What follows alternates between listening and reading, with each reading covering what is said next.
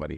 চারটি আমল আমরা অনেকেই গুরুত্ব দেই না, অথচ সে আমলগুলো আমাদের পুরো রমাদানকে সম্পূর্ণ সার্থক করে দিতে পারে, অর্থবহ করে দিতে পারে, রমজান সাকসেস করে দিতে পারে।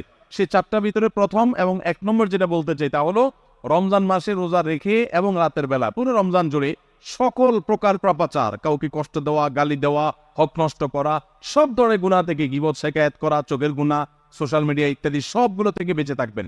প্ল্যান করে যে কোনো মূল্যে প্রয়োজনে আমি আইডি ডিঅ্যাক্টিভ করে ফেলবো, অ্যাপ ডিলিট করে ফেলবো, তারপর সব ধরনের গুনাহ থেকে বেঁচে থাকবেন। এটা হলো রমজান সার্থক করার সবচেয়ে গুরুত্বপূর্ণ কাজ। 1। 2 নম্বর হলো রমজানে আমরা অনেকে কোরআন পড়ি কিন্তু কোরআন শোনাশুনি করি না। হাফেজরা করে অবশ্য।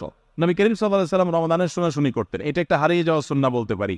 জিবরিলকে তিনি শোনাতেন, আবার জিবরিলের কাছ থেকে তিনি শুনতেন। এজন্য আপনি কোরআন পড়বেন, আপনার স্ত্রী শুনবে, আবার স্ত্রী পড়বে, আপনি শুনবেন। স্ত্রী বলে কোনো কথা নয়, এরকম একে অন্যের সাথে কোরআন শোনাশুনি করবেন। এটা একটা হারিয়ে যাওয়া আমল।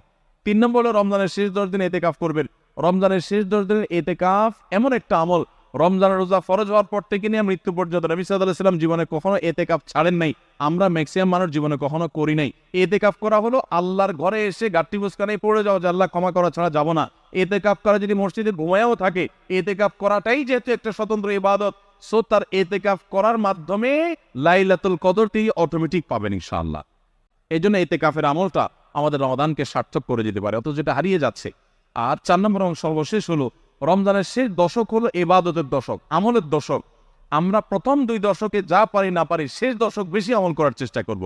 অনেকে আমরা শহর থেকে গ্রামে যাওয়ার জন্য পরিকল্পনা করতে করতে 4-5 দিন চলে যায়। অনেকে কেনাকাটার জন্য 4-5 দিন ব্যয় করে ফেলি। ঈদের প্রস্তুতির জন্য আমাদের শেষের দিনগুলো নষ্ট হয়ে যায়।